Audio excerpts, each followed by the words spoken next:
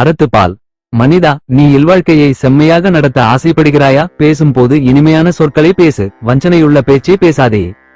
மனிதா, உள்ளபூர்வமாக ஒருவன் தானம் கொடுக்கிறான், அப்படிப்பட்ட தானம் சிறந்ததே, சந்தேகமில்லை. சொல்கிறேன் கேள். நீ இல்வாழ்க்கையில் இருந்து கொண்டு எப்பொழுதும் இனிமையான சொற்களையே பேசுபவனாக இருந்தால் நீயே தானம் செய்தவரை விட சிறந்தவன். இனிமையாக பேசு. மனிதா, தர்மத்தில் இருப்பவனின் அடிப்படை குணம் என்ன தெரியுமா? யாரை பார்த்தாலும் முகமலர்ச்சியோடு பார்ப்பானோ, பேசினால் இனிமையாக பேசுவானோ, அவன் தான் தர்மத்தின் அடிப்படையை புரிந்து இருக்கிறான் என்று அறிந்து கொள்.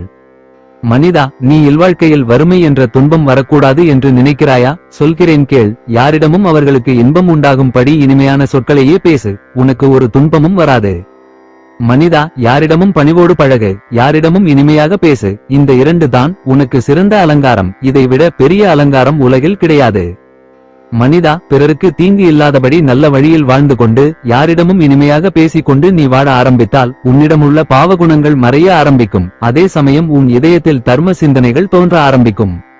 மனிதா, பிறருக்கு நன்மை உண்டாகும்படி இனிமையான பேச்சும் பண்புள்ள பேச்சும் உன்னிடம் இருந்தால் உனக்கு நன்மையே உண்டாகும், உனக்கு இன்பமே கிடைக்கும்.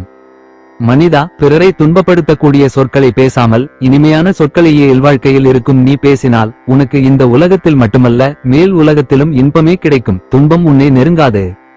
மனிதா, இல்வாழ்க்கை நடத்தும் நீ இனிமையான சொற்களை பேசினால் இன்பமே உண்டாகும், துன்பம் ஏற்படாது என்று தெரிந்த பிறகும் பிறரை துன்பப்படுத்தும் சொற்களை பேசுகிறாயே, என்ன பயனை கருதி இப்படி தீய சொற்களை பேசுகிறாய்?